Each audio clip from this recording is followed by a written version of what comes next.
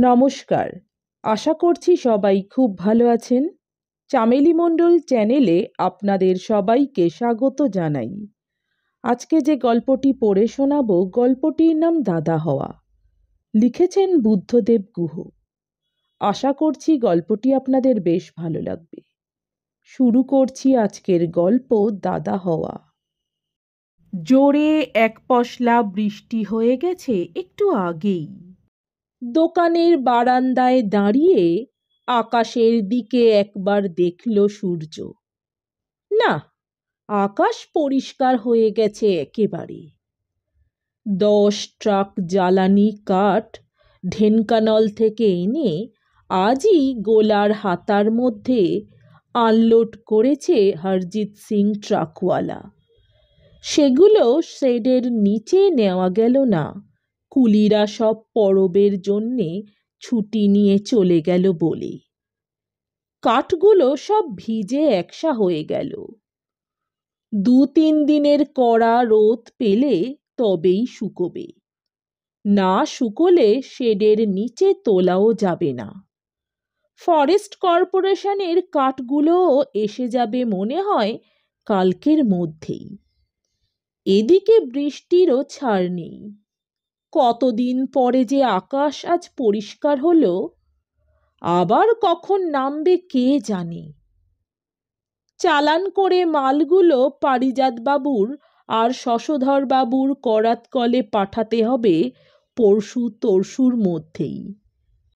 কত রকম যে কাজ থাকে তা বলার নয়। দিনের শেষে নিজেকে মনে হয় ঝড়ের মধ্যে পড়া ডানা ভাঙা কোনো পাখি। মেজ ভাই চাঁদ চলে গেছে 5টার সময়ে। পুজোর নাটকের মহড়া শুরু হয়ে গেছে ওদের ক্লাবে। বাকরাবাদ ক্লাব এবারে ভদ্রক থেকে খুব ভালো যাত্রা আনছে।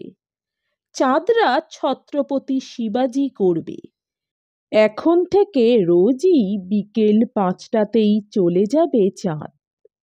পুজোর মাত্র 1.5 মাস বাকি। সবচেয়ে ছোট ভাই তারা তো রোজ আসেই না। খুশি হলে আসে, নইলে নয়। যেদিন আসে সেদিন দুজনেই খেতে যায় বাড়িতে 12টা নাগাদ। ঘুমিয়ে টুমিয়ে ফেরে 3টে নাগাদ।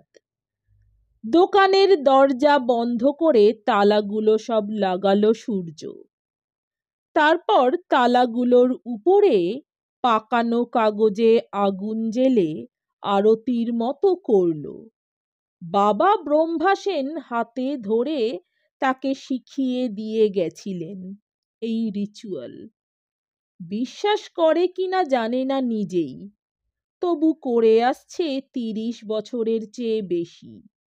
কৃপাসিন্ধু আর বাইধর তালাগুলো টেনে টুনে দেখে নিল ঠিকমতো আটকেছে কিনা। চাবির তোড়াটা থলেতে পুরে সাইকেলের কেরিয়ারের স্প্রিং লাগানো ঢাকনার নিচে রাখল। তারপর বলল, কাল সকাল 8টার সময় আসবো রে বাইধর। কৃপাসিন্ধু বলল, আমিও চলে আসবো 8টারই মধ্যে। কেন্দ্রাপাড়া আর নুয়াগড় থেকে মালও যে আসবে কাল সকাল 8টা নাগাদ। ক ট্রাক? আগে তো বলনি কৃপাসিন্ধু। সূর্য শুধল, বলবো কি বড়বাবু, আপনার কি নিঃশ্বাস ফেলার সময় ছিল? কেন্দ্রাপাড়া থেকে 2 ট্রাক আর নুয়াগড় থেকে 3 ট্রাক। কি কাঠ রে? ভালো কাঠ আর কোথায় আছে বাবু দেশে? সরু সরু শাল আর কিছু রসলি আসবে কেন্দ্রাপাড়া থেকে। মিটকুনিয়া, সাহাজ আর বুনো আম আসতে পারে নুয়াগড় থেকে। সূর্য স্বগতোক্তি করল। মাঝে মাঝে ওর মনে হয় প্রকৃতির দেবতা বোধহয় কোনোদিন তাদের পুরো পরিবারকেই সাংঘাতিক শাস্তি দেবেন নিবিড় অরণ্যকে 2 পুরুষ ধরে এমনভাবে নষ্ট করার জন্যে। নষ্ট এমনিতেই হতো, ওরা নিমিত্ত মাত্র। মানুষের লোভ আর মানুষের সংখ্যাই সুন্দর সব কিছুকেই একেবারেই নষ্ট করে দেবে যে, সে বিষয়ে সূর্যর কোনোই সন্দেহ নেই। সাইকেলে উঠল সূর্য, ওরাও যার যার সাইকেলে উঠল। কাঠগোলা প্রায় সবই বন্ধ হয়ে গেছে। ওই মহল্লা ছাড়িয়ে এসে অন্য মহল্লাতে পড়ল। সেখানেরও প্রায় সব দোকানই বন্ধ হয়ে গেছে।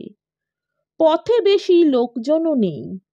কাঠজুড়ি নদীর পাড়ের রাস্তায় কিছু লোক আর ফেরিওয়ালা আছে, বেশি কলেজের ছেলে মেয়ে। নদী পাড়ের চওড়া রাস্তা ছেড়ে দিয়ে ওদের পাড়ার কাঁচা রাস্তাতে ঢুকতেই নদীর জলের আর নদীর পাড়ের রাস্তার মিশ্র কলরল আর কোলাহল থেমে গেল। নায়েকবাবুর বড় মেয়ে সরস্বতী রোজকার মতো আজও রিয়াজ করছে। পাশ দিয়ে যেতে যেতে মনে হলো কাফি ঠাটের কোনো রাগ এখন আর তেমন ধরতে পারে না সূর্য। সুনন্দা পট্টনায়েকের কাছে নাড়া বেঁধেছে সরস্বতী। রোজই দোকান বন্ধ করে ফেরার সময় যখন নায়েকবাবুর বাড়ির সামনে আসে, তখনই ওর মনটা খারাপ হয়ে যায়। ও নিজেও ক্লাসিক্যাল গান শিখত একসময়, রেভেন্স কলেজে পড়াশোনাও করত। পড়াশুনোতে কিছু খারাপও ছিল না। বাবার একবার ম্যালিগন্যান্ট ম্যালেরিয়া হলো, তখনই কলেজ ছাড়িয়ে ওকে ব্যবসাতে ঢোকালেন উনি। বাবা ব্রহ্মাসেন বলতেন, ব্যবসাদারদের ছেলেরা বেশি পড়াশুনো করলে তাদের গুমর হয়ে যায়, আর গুমর হলেই ব্যবসা মাটি। বেশি বিদ্বান ছেলেরা কি আর দোকানে বসতে চায়? ফলে ইন্টারমিডিয়েট পরীক্ষাটা পর্যন্ত দেওয়া হলো সূর্যর। গান বাজনা করা তো দূরের কথা। বাবা বলতেন, বেটা ছেলে আবার গান গাইবে কি? গান তো গায় বাইজিরা। সেই ব্রহ্মাসেনেরই অনেক পরিবর্তন এসেছিল পরবর্তী জীবনে। মেজ ভাই চাঁদ ওই কলেজ থেকেই বিয়ে করেছিল, কটকের নামকরা কলেজ। আর ছোট ভাই তারাও ওই কলেজ থেকেই বিয়ে করে ইউনিভার্সিটি থেকে পলিটিক্যাল সায়েন্সে এমএ করেছিল। চাঁদ ও তারা যে বড় ভাই সূর্যর থেকে বেশি পড়াশুনো করেছে, এ কারণে মাঝে মাঝে সূর্যকে অপ্রস্তুত হতে হয়। ভাইয়েরা কিছু বলে না, কিন্তু ভাইদের স্ত্রীদের কথাবার্তায় মাঝে মধ্যে তা প্রকাশ হয়ে পড়ে। সূর্যর স্ত্রী সাবিত্রী স্কুল ফাইনাল পাস। উত্তর কলকাতার এক ভালো বংশের পড়ে যাওয়া অবস্থার বাড়ির মেয়ে সে। মেজ ভাই চাঁদের বউ ঝুমরিদের বাড়ি ভুবনেশ্বরে। ঝুমরির বাবা ভুবনেশ্বরের একজন বড় ঠিকাদার। বেশ পয়সাওয়ালা পরিবার। ঝুমরি নিজেও বিএ পাস। ঝুমরির বাবা অনেকই দিয়ে থুয়ে বিয়ে দিয়েছিলেন বলে ঝুমরির দেমাকও খুব। একটি ফিয়াট গাড়িও দিয়েছিলেন, সেটি বিক্রি করে দিয়েছে চাঁদ কদিন হলো।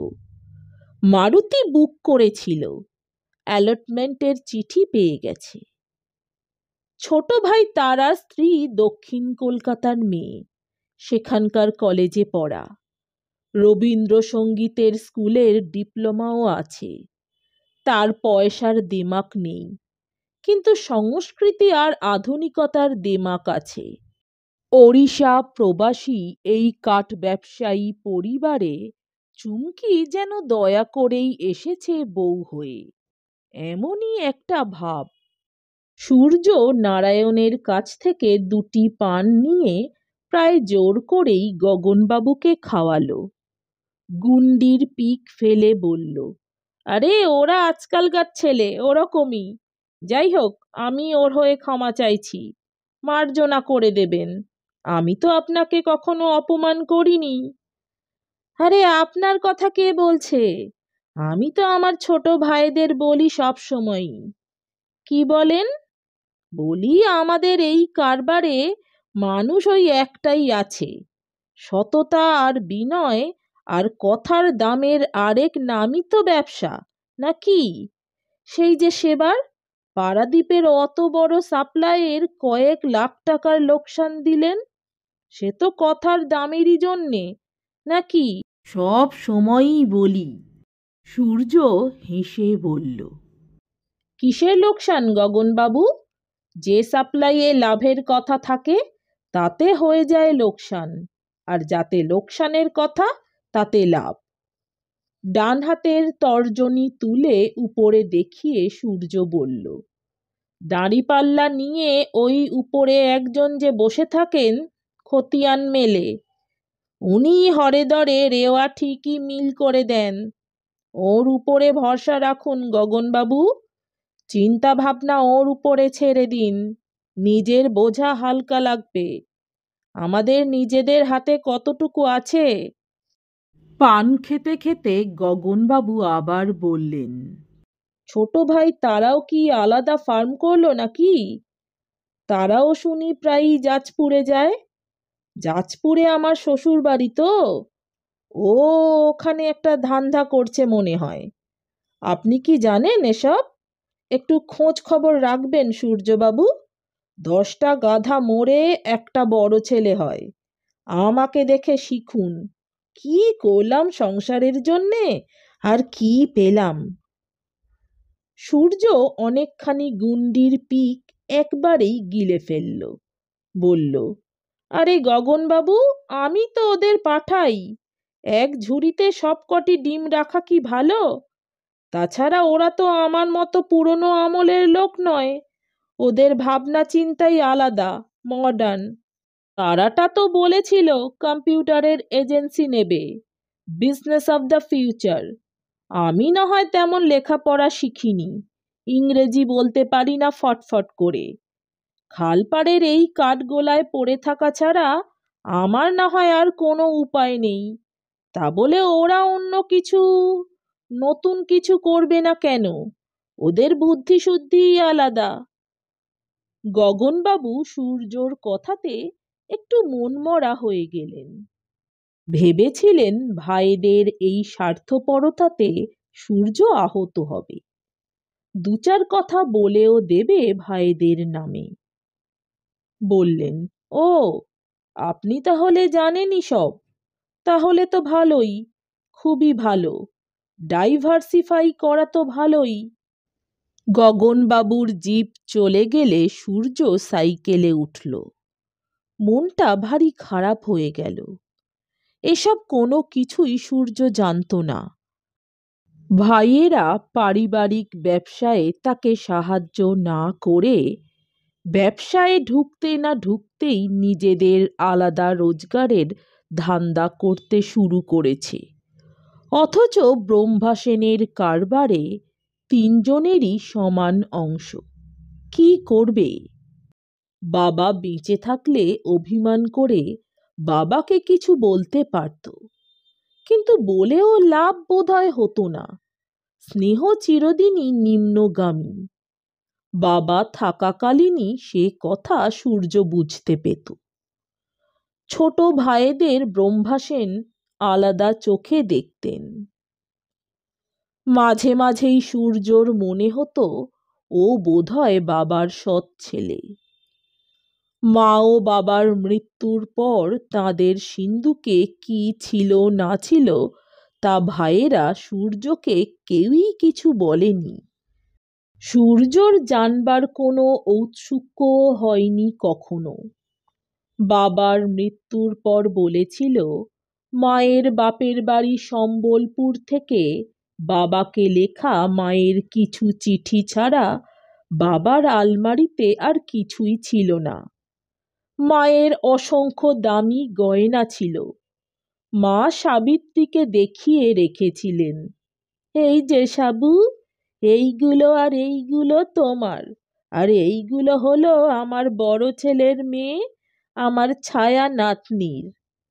কিন্তু মায়ের মৃত্যুর পর চাঁদ ও তারা বলেছিল মায়ের কোনো গয়নাই ছিল না, যতটুকু ছিল তা তো একমাত্র বোন দরিয়ার বিয়ের সময়েই সব দিয়ে থুয়েই গেছেন। ইনকাম ট্যাক্সের উকিল পানিগ্রাহী বাবুকে দিয়ে সাফাই গাইয়েছিল, মিসেস সেনের ওয়েলথ ট্যাক্সের রিটার্নে তো কোনো জুয়েলারি দেখানো ছিল না কোনোদিনও, গয়না থাকলে তো দেখানোই হতো। সূর্য একটিও কথা বলেনি, মনে মনে হেসেছিল। কিন্তু যারা চোখের পাতা একটুও না কাঁপিয়ে ডাহা মিথ্যে বলতে পারে, তাদের কাছে সত্য নিয়ে তর্ক করার মতো নোংরামির মধ্যে সূর্য যায়নি। সাবিত্রী বিস্ময়ের চোখে চেয়েছিল সূর্যর দিকে। মায়ের কাজের সময়ে সূর্য চোখ ফিরিয়ে নিয়েছিল। সম্পত্তি, জমিজমা, দলিলপত্র ইত্যাদি কোনো বিষয়েই ব্রহ্মাসেন কোনো দিনও বড় ছেলের সঙ্গে পরামর্শ বা আলোচনা করেননি। সবই ছোটদের সঙ্গে। শুধু ব্যবসাটার পুরো ভারটা তার কাঁধে চাপিয়ে তাকে প্রথম যৌবন থেকেই নুব্জ করে রেখেছিলেন। সেই বোঝার ভার আজও লাঘব হয়নি। গগন বাবুরই মতো বহু পরিচিত মানুষই বলেছেন সূর্যকে, জমিবাড়ির দলিল চোখে দেখেননি? আশ্চর্য! অথচ আপনি বড় ছেলে, আপনি আলাদা হয়ে নিজের কারবার করছেন না কেন? আপনি তো সব। সূর্য হেসে বলতো, আমি কেন সব হতে যাব? এজমালি ব্যবসা, আমি বড় ভাই, তাই ঝক্কিটা আমার বেশি। অনেক পরিবারে এই ঝক্কি মেজ ভাই বা ছোট ভাইকেও পোহাতে হয়। তাছাড়া সত্যি বলতে কি, আমার মোটা বুদ্ধিতে এই ব্যবসাটুকুই আমি বুঝি। বাবার মতো বুদ্ধিমান মানুষ কমই দেখেছি। বাবা ভালো মনে করেছিলেন বলেই ছোট ভাইদের সঙ্গে পরামর্শ করতেন। মায়ের পেটের ভাইয়েরা কি আমাকে ঠকাবে? তাছাড়া ওদের বিষয় বুদ্ধি আমার চেয়ে অনেক বেশি, কাজেরও ওরা অনেক। ছোট বোন দরিয়ার বিয়ের সময় বিয়ের নিমন্ত্রণের চিঠি ছাপা থেকে প্যান্ডেল বাঁধা থেকে রসুই ভিয়েন সব কিছু তো ওরাই সামলেছে।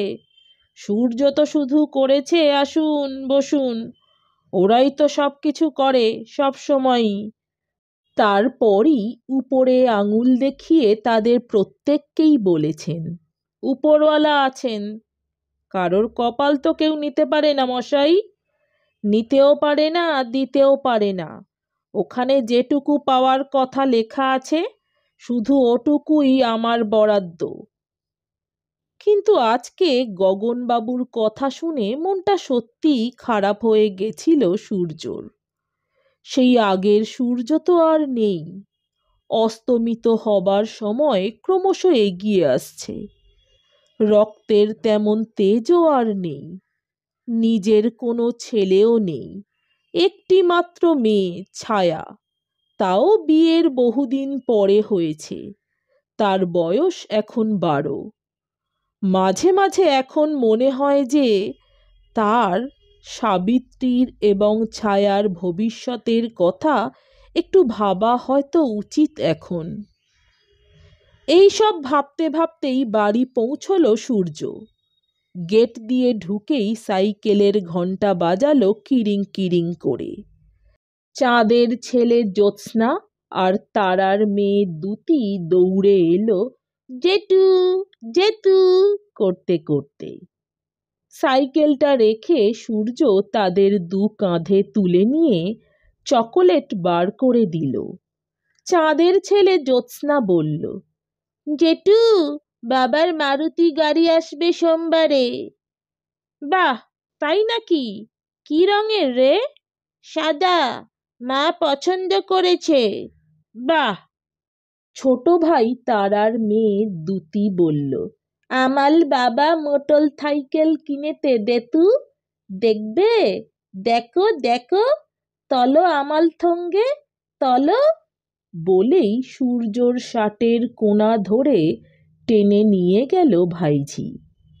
সূর্য দেখল বাবার আমলে যেখানে বাবার বেবি অস্টিন গাড়িটা থাকতো, সেই চালা ঘরের নিচে ঝকঝকে জোড়া সাইলেন্সার লাগানো নীলরঙা হন্ডা মোটর বাইক দাঁড়িয়ে আছে।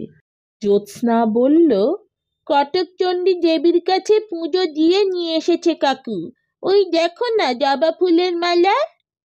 আবাল হেলমেট আতে বাবাল, দুতি বলল। তাই? বাহ, কি মজা! আমাদের একটা সাইকেল, একটা মোটর সাইকেল আর একটা মারুতি গাড়ি হলো। দুতি বলল, তোমার ভাঙা সাইকেলটা ফেলে দাও দেতু। সূর্য হাসতে হাসতে বলল, দেব রে দেব, নিজেকেও ফেলে দেব এবারে। সাইকেলটার মতো আমিও তো বুড়ো হয়েছি, ভেঙে গেছি। সূর্যর মেয়ে ছায়া বসবার ঘরে বসে স্কুলের পড়া করছিল। সে একবার ওদের দিকে মুখ তুলে চাইল। মেয়েটার মুখটা বড় করুণ দেখালো সূর্যর চোখে। সাবিত্রীর উপরেই রান্নাঘরের সব ভার। যদিও রাঁধুনি ও চাকর আছে, মা কোনোদিনই পছন্দ করতেন না যে ছেলেরা রাঁধুনি ও চাকরের রান্না খাক। ডাল ভাত হয়তো তারা নামিয়ে দিত, কিন্তু ভালো পদ এবং ছুটির দিনে শৌখিন পদ মা নিজে রাঁধতেন। বড় বউ হিসেবে সাবিত্রীকেও অনেক রান্না শিখিয়েছিলেন। সাবিত্রীও শিখে নিয়েছে। আর তো কোনো গুণ নেই বড় বউয়ের। ঝুমরি গিটার বাজায়, গাড়ি চালাতে জানে, ইংরেজি গান গায়। চুমকি রবি ঠাকুর, হিন্দি ছবি ও বাংলা সাহিত্য গুলে খেয়েছে। কলকাতার অনেক লেখকের সঙ্গেই তার আলাপ আছে। কলকাতায় গেলেই সে তাঁদের সঙ্গে দেখা সাক্ষাৎ করে। শুনেও তাজ্জব হয়ে যায় সূর্য। কলকাতার বাঘা বাঘা সাহিত্যিক এবং চিড়িয়াখানার গণ্ডার তার কাছে সমান বিস্ময়ের। এ পর্যন্ত দুয়ের একটিকেও দেখা হয়নি তার। দেখার সাহস এবং সুযোগও নেই। রবি ঠাকুরও গুলে খেয়েছে ও, ওদের ক্লাসই আলাদা। সূর্য আর সাবিত্রীরা সম্পূর্ণ অন্য ক্লাসের। ঘরে এসে শার্টটা হ্যাঙ্গারে টাঙিয়ে রেখে ধুতিটা কুঁচিয়ে তুলে রাখতে যাবে, এমন সময় সাবিত্রী এসে ঘরে ঢুকল। সূর্য বাড়ি ফেরার আগেই সাবিত্রী গা ধুয়ে নেয়।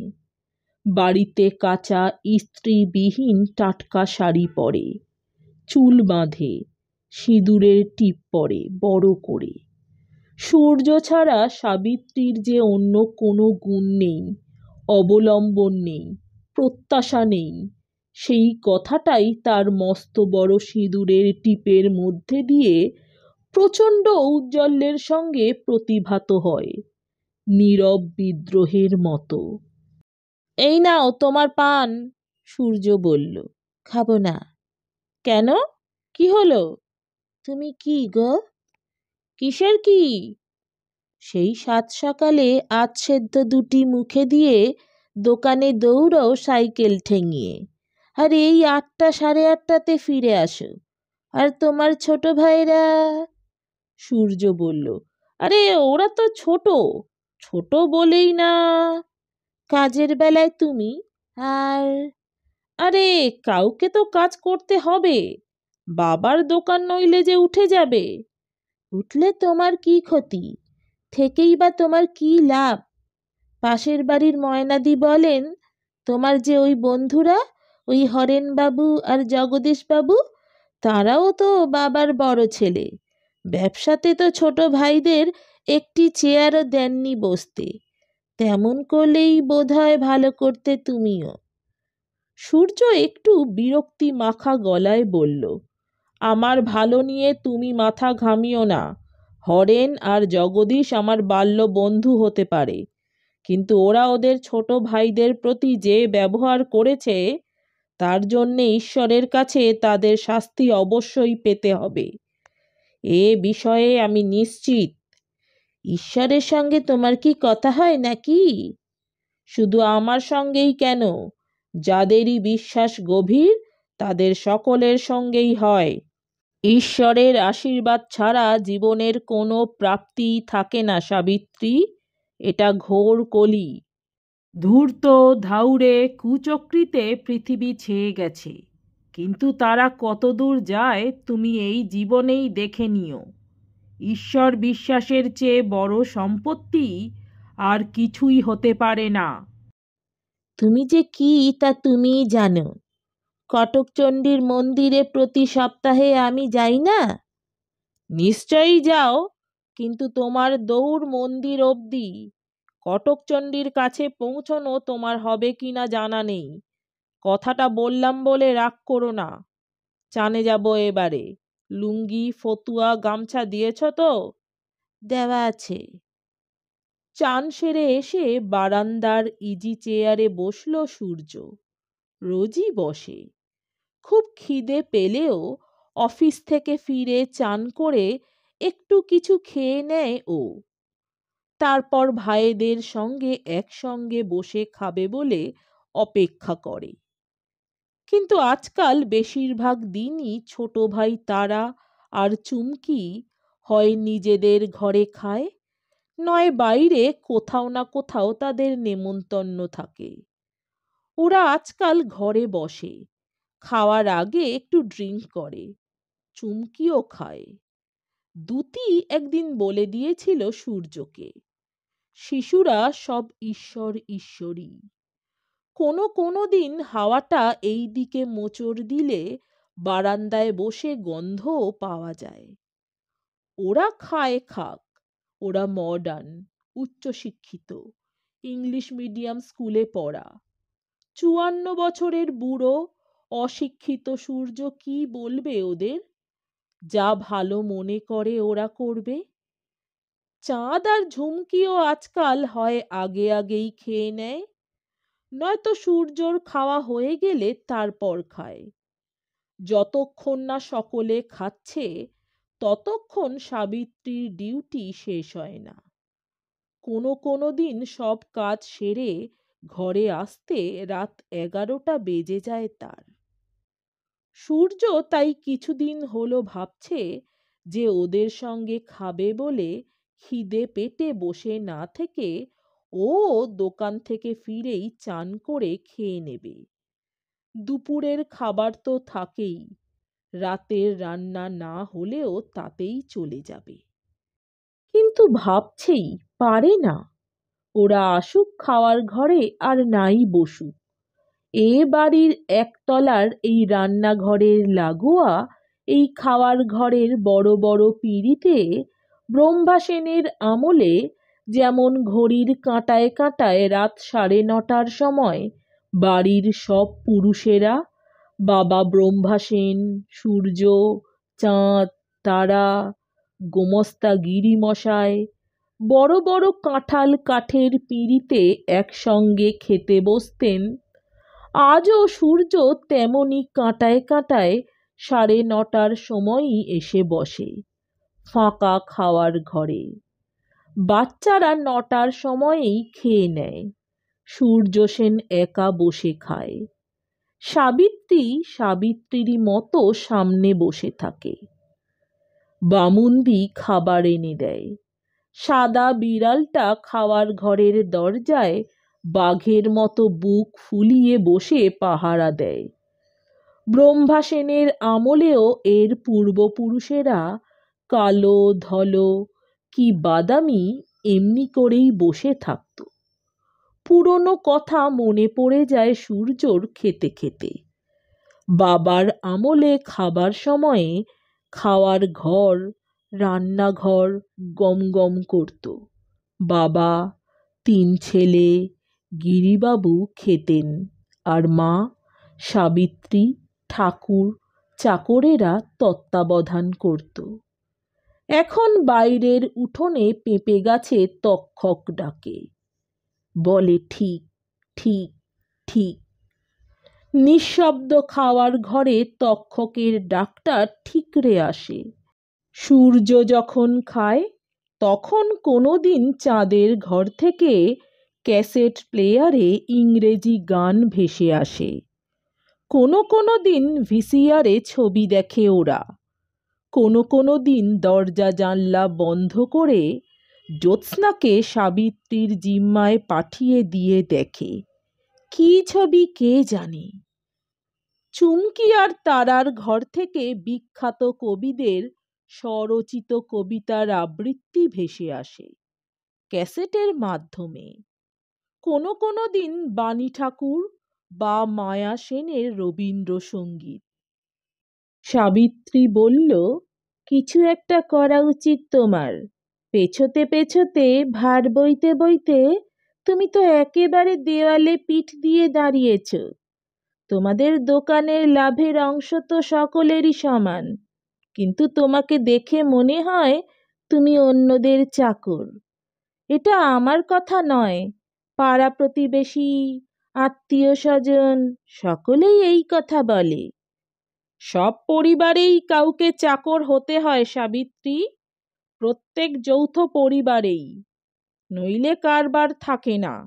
নিজেকে চাকর ভাবলেই চাকর, আর মালিক ভাবলেই মালিক, এ তো ভাবাভাবিরই ব্যাপার। আচ্ছা, আমি না হয় বাদী, আমার জায়েদের ঝি, কিন্তু তুমিও কি কেউ নও? তোমার কি মানুষের মতো বাঁচতে ইচ্ছে করে না একদিনের জন্যেও? ধুতি জামা, তাও দুদিন পরা চাই। বাহন সেই মানধাতার আমলের ভাঙা সাইকেল, পায়ে তালিমারা কাবলি জুতো, বয়স যার 10। সূর্য হেসে বলল, বাবা কি বলতেন জানো? বলতেন, a rupee saved is a rupee earned. বুঝেছ? যতক্ষণ জুতো পা থেকে খুলে না পড়ে যায় ততক্ষণ বদলাতে যাব কোন দুঃখে? তাছাড়া আমার আমার করো কেন? সব তো আমাদেরই। মোটর সাইকেল, গাড়ি সবই তো আছে আমাদের বাড়িতে। এটা ব্রহ্মা সেনের বাড়ি, তার ব্যবসা, তার জমি জমা থেকেই সব কিছু হয়েছে, এটা ভুলে যেও না। ঠিক আছে। আমাদেরই যদি সব, তবে সে গাড়িতে একদিনও কি আমি তুমি চড়েছি? আমার দরকারও নেই, তোমার মতো নই আমি, আমার আত্মসম্মান আছে। আমার কথা ছাড়ো, তোমার মেয়ের কি হবে? এরা যেরকম স্বার্থপর দেখছি, মেয়েটার যে বিয়ে পর্যন্ত দিতে পারবো না। তুমি যদি হঠাৎ চলে যাও, আমার যে কি হবে? সূর্য হাসল, বলল, হঠাৎ? শুধু আমি কেন, সকলকেই তো হঠাৎই চলে যেতে হবে। বলে কয়ে আর কজন যেতে পারে বলো? তবে তোমার মেয়ের কথা, এই শুনে নাও সাবিত্রী, তোমার মেয়েকে বাড়ি বয়ে এসে খুবই ভালো পরিবারের ছেলে উপযাচক হয়ে নিয়ে যাবে। দেনা পাওনার কথা তুলবে পর্যন্ত না। কোনো চিন্তা করো না। তোমার কিসের অভাব? তোমার কি নেই যে আমার ছোট ভাইদের তুমি ঈর্ষা করো? ঈর্ষা করি? ছি, আমার কি আছে? আমার জায়েদের তো পা থেকে মাথা পর্যন্ত গয়নায় মোড়া। এত গয়না তারা পেল কোথায়, পায় কোথায়? আর আমি, তোমার স্ত্রী? গয়না? গয়না একটা ঈর্ষা করার জিনিস হলো সাবিত্রী? গয়না নিয়ে গর্ব করে শুধু নির্গুণ আর অশিক্ষিতরা। ছি! বেশি শিক্ষা দেখিও না। নিজে তো ইন্টারমিডিয়েটও পাশ না করে কলেজ ছেড়েছিলে। আমি স্কুল ফাইনাল। আমার চেয়ে তুমি বেশি কি? সাবিত্রী খুবই রেগে গিয়ে বলল, অবশ্য নিচু গলায়। কিছুক্ষণ আকাশের দিকে চেয়ে থেকে সূর্য বলল, শিক্ষার অনেকই রকম হয়। এক ধরনের শিক্ষা মানুষ প্রতিষ্ঠান থেকে, মানে ভালো স্কুল, কলেজ, বিশ্ববিদ্যালয় থেকে পায়, আর অন্য এক ধরনের শিক্ষা নিজের ভিতরে ভিতরে গড়ে নেয়। 5টা পাস দিয়েও মানুষ অশিক্ষিত থাকতে পারে, আবার একটাও পাস না দিয়েও উচ্চশিক্ষিত হতে পারে। শিক্ষা আর ডিগ্রির পাকানো কাগজ এক কথা নয়, বিশেষ করে এই দেশে। তোমার সঙ্গে আমি তর্ক করতে চাই না। তোমার মন আজ ভালো নেই কোনো কারণে। এসো সাবু, আমার পাশে এসে বসো মোড়াটা নিয়ে। কি সুন্দর দেখাচ্ছে দেখো আকাশটা। মনে হচ্ছে পুজো বুঝি এসেই গেছে। কি নীল আকাশ, চাঁদ ছমছম করছে পেঁজা তুলোর মতো সাদা মেঘে মেঘে। ও, ভালো কথা, পুজোর লিস্টিটা বানিয়ে ফেলো।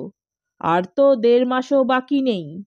চাকর বাকর, দোকানের কর্মচারীরা, আত্মীয় স্বজন, কেউই যেন বাদ না যায়। এবছর তোমাকে 5,000 টাকা বেশি দেব।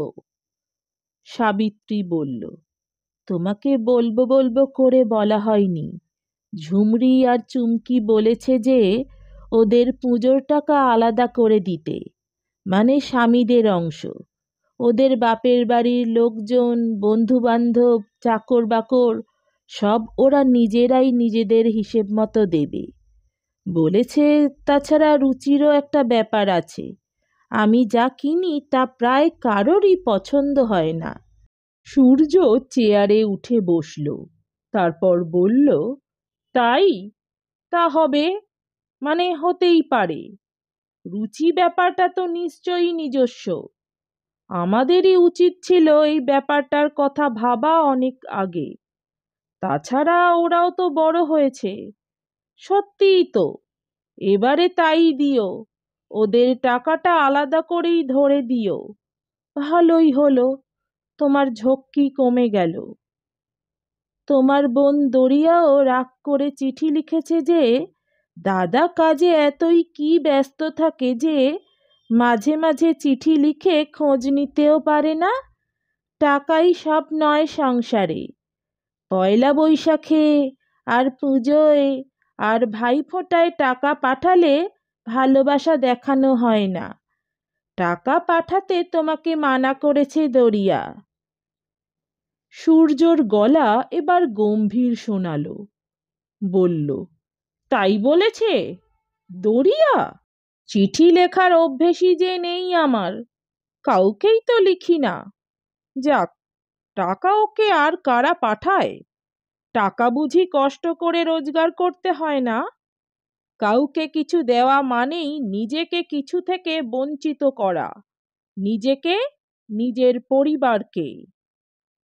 তারপর স্বগতোক্তিরই মতো বলল সূর্য, সংসারে অনেকেরই অনেক থাকে হয়তো, কিন্তু তাদের মধ্যে অনেকেরই অন্যকে স্বার্থহীনভাবে দেওয়ার মন থাকে না। এ তো জানাই ছিল।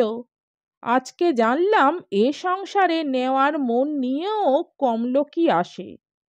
হৃদয়ের অতটুকু ঔদার্যও যে কেন বিধাতা তাদের দেন না। ভারী মজার জায়গা কিন্তু এই পৃথিবী। সাবিত্রী বলল, তোমার ভাইয়েরা বলেছে যে দোকানের কর্মচারীদের আলাদা করে কিছু দেওয়ার রেয়াজটাও আদিক্ষেতা। ওরা তো বোনাস পাই। হ্যাঁ, সে আর কটা টাকা এই বাজারে। কিন্তু ওরা বলেছে এ কথা কবে? পরশু। ঠিক আছে, ওদের টাকা আলাদা করে দিয়ে দেব। আমি আমার একার অংশ থেকেই দোকানের কর্মচারীদের দেব পুজোতে। এতদিন দিয়ে এসেছি। আর বাবার আমলেও নাকি এইসব কোনোদিনও দেওয়া হয়নি। তুমিই বা কেন? সূর্য অবাক হলো, বলল, এ কথাও বলেছে ওরা তোমাকে? এ কথাটা ভুল বলেনি। বাবার আমলে দেওয়া হয়নি যে তা ঠিকই, কিন্তু এটা যে আমারই আমল সাবিত্রী। আর হাসিও না, তোমার আমল? যেন কোনো সাম্রাজ্যের মহারাজ তুমি। তুমি তো বান্দা, তুমি অন্ধ। তুমি কি? তুমি কি মানুষ, না ভগবান, না তুমি ভূত? সূর্য হো হো করে হেসে উঠল জোরে। তারপর পাশে বসা অবাক হওয়া স্ত্রীর হাতের উপর নিজের হাতটি রেখে বলল, সাবিত্রী, আমি দাদা। আমি দাদা যে